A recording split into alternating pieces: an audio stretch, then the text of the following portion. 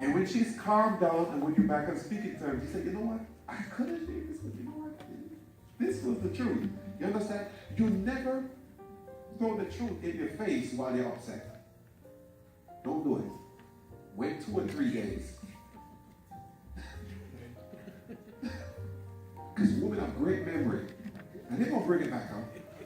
And then you say, you know why I didn't argue with you? Because, look, but I love you. But I don't want you to look bad. I don't want you to feel small. Because if I'm right, then I'm saying you're wrong. And I don't want my wife to be wrong. Because I want you to be Mrs. Right all the time, right, baby? What do I call you? Mrs. Right, right? Because guess what? She's always right. Right? And that's what I tell my wife. She's Mrs. Right because what? She's always right. Amen? And that's how you love. You don't love by trying to win a battle. Because Jesus never showed us example of victory by winning a battle. He showed us victory by surrender. And this is why we have problems, because we're fighting too much. It's not by power, people. It's not by might. But it's by your spirit. If you learn to love like that, I know your shirt said, I don't care.